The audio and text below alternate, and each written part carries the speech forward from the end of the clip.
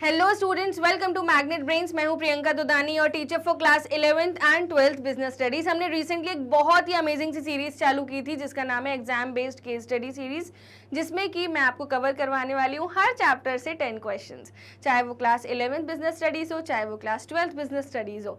Students, आज मैं करवाने वाली हूँ आपको class 11 chapter number 3 private public and global enterprises की केस स्टडी नंबर 3।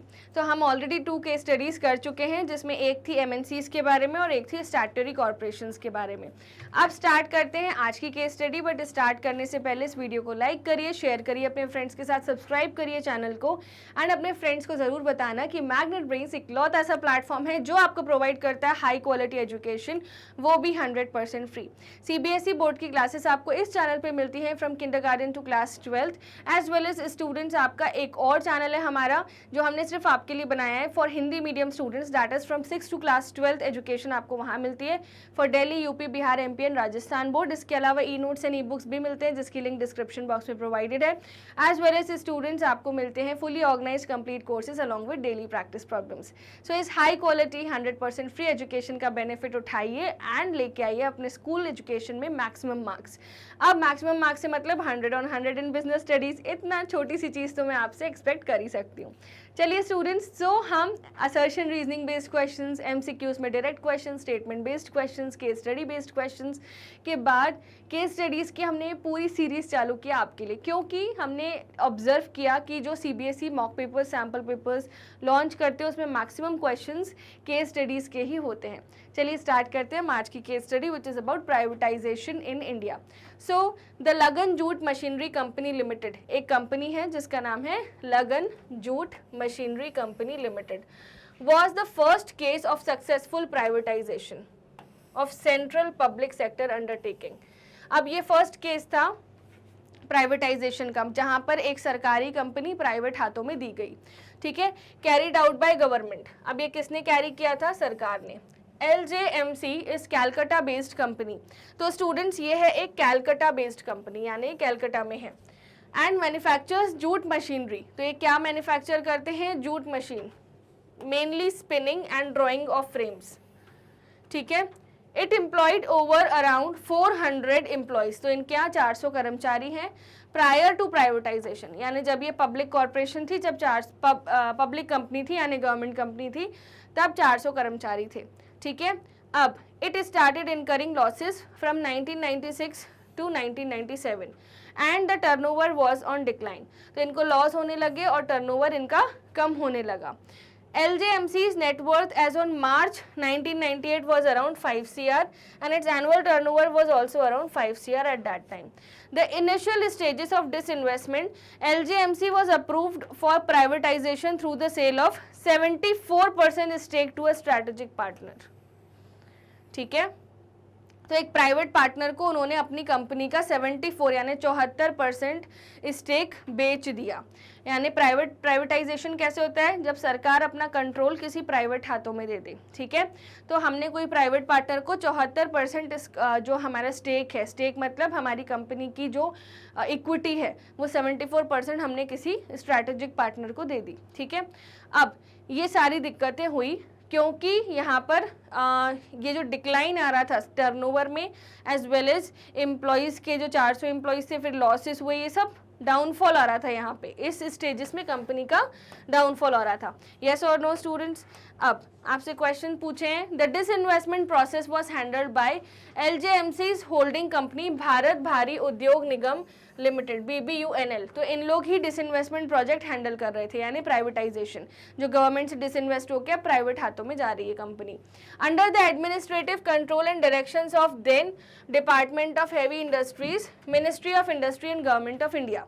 अब on the basis of above case answer the following question. आपको LJMC पर शॉर्ट नोट लिखना है, तो बस केस स्टडी आपको गिवन है, वहीं से शॉर्ट नोट बनाना है 5 लाइन का। सो द लगन jute machinery company limited LJMC is a central public sector undertaking. तो पहले तो वो PSU ही थी, विच मैन्युफैक्चर्स व्हाट, जूट मशीनरी, है ना। मेनली इसमें क्या करते थे, स्पिनिंग और ड्राइंग फ्रेम्स। लॉसेस कब से हुए, लॉसेस हुए थे 1996 से 1997, और प्राइवेटाइज करने का सोचा। कितना स्टेक बेचा, 74%, और स्ट्रैटेजिक पार्टनर को at the time of privatisation उनकी नेटवर्थ और एनुअल टर्नओवर्स दोनों ही 5 करोड़ पे थे। तो इतनी शॉर्ट में पूरे पैराग्राफ को हमने जिस्ट वाले पॉइंट्स जो मैंने अंडरलाइन किए थे उसको आप लिख देंगे। यस और नो स्टूडेंट्स, तो ये हो गया हमारा शॉर्ट नोट कंप्लीट। अब आते हैं नेक्स्ट क्वेश्चन पर। The disinvestment process was handled by LJMC's holding company BBUNL, जो मैंने अभी जस्ट पढ़ा है आपको। In the given sentence a reference has been made of a holding company. What do you understand by holding company? So holding company वो company होती है जिसमें more than half of the shares are handled, more than half of the holding is handled by some other parent company. ठीक है, तो ये जो BBUNL है, भारत भारी उद्योग निगम लिमिटेड, ठीक है, तो ये LJMC की होल्डिंग कंपनी है। मतलब BBUNL LJMC का पूरे ऑपरेशंस पे कंट्रोल रखती है, वो पेरेंट कंपनी है, और ये जो है ये सब्सिडरी कंपनी है LJMC, ठीक है।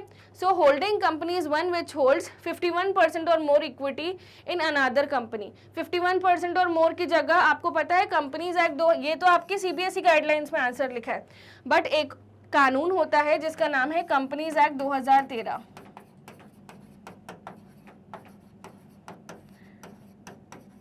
ये लॉ इस बारे में बात करता है कि section 2 sub section 46 of companies act 2013 ये बात बोलता है कि holding company is a company, a holding company is a company which controls the composition, which controls more than half of total voting power and control and composition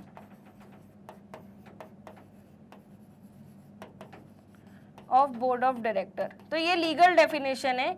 अब आपसे legal definition नहीं पूछेंगे, but still मैं आपको बता देती हूँ कि मान लीजिए कोई कंपनी है ए, तो हमारे केस में ए कंपनी कौन है, हमारे क्वेश्चन के केस में LJMC।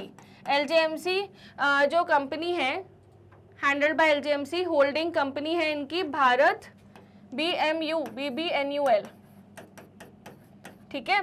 तो disinvestment process was handled by LJMC's holding company, मतलब ये सब्सिडरी है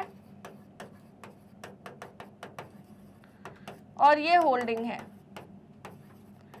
मतलब कि LJMC में जो भी चीजें होंगी इसके डिसीजन कौन लेंगे, BBNUL, ठीक है। बात समझ आई। और ऐसा कौन सा कानून बोलता है, सेक्शन 2 सबसेक्शन 46, यानी धारा 2 और 46 उसकी सबसेक्शन है, ठीक है। चलिए, what do you understand by holding company? तो holding company is one which holds more than half of the equity in another company, thus that another company is refer to as subsidiary. तो मतलब LJMC क्या हो जाएगी, subsidiary हो जाएगी, और BBUNL क्या है, होल्डिंग है, ठीक है। In example given below LJMC is a subsidiary and BBUNL is the holding, ठीक है। बट कहीं ना कहीं आपको जो मैंने चैप्टर 7 पढ़ाया था फॉर्मेशन ऑफ कंपनी, उसकी जिस्ट आपको हर चैप्टर में दिखी जाती है, इसलिए मैंने कहा था कि भले ही वो रिवाइज्ड करिकुलम में नहीं है, but still you should have a grip over the chapter. I hope students ये केस स्टडी आपको कंप्लीट कवर अच्छे से समझ में आई, एंड इसमें हमने दो चीज़ें देखी जो बहुत ही इंपॉर्टेंट थी। ओके, सो यहाँ पर मैग्नेट ब्रेन्स के इस प्लेटफॉर्म पर आप हैं, यहाँ पर इस यूट्यूब चैनल पर हम आपको सिस्टमैटिक तरीके से सारी क्लासेस प्रोवाइड करते हैं 100% फ्री हाई क्वालिटी में। We provide you fully organise complete courses on our app and website along with daily practice problems. E notes and e books की लिंक आपको डिस्क्रिप्शन बॉक्स में मिल जाएगी। स्टूडेंट्स, आपको क्या करना है, इस वीडियो को लाइक करना है, शेयर करना है अपने फ्रेंड्स के साथ, सब्सक्राइब करना है चैनल को, है ना। हम आपको क्लासेस प्रोवाइड करते हैं from KG to class 12 for CBSE board English medium and Delhi, Bihar, UP, MP and Rajasthan board की क्लासेस आपको मिलती है हमारे सेपरेट चैनल पर, जो कि है magnet brains Hindi medium channel, जहां हम 6 to 12 तक की क्लासेस आपको प्रोवाइड करते हैं, एज वेल एज वैदिक मैथ्स, स्पोकन इंग्लिश के कोर्सेज भी हैं। स्टूडेंट्स, क्रैश कोर्स भी आपको मिलता है जस्ट बिफोर द एग्जामिनेशन। आपको क्या करना है, इस वीडियो को लाइक करना है, शेयर करना है अपने फ्रेंड्स के साथ, हमारे other social media handles Facebook, Instagram, Twitter and WhatsApp को ज़रूर फॉलो करना। मिलते हैं नेक्स्ट केस स्टडी में स्टूडेंट्स, जिसका नाम है केस स्टडी नंबर 4।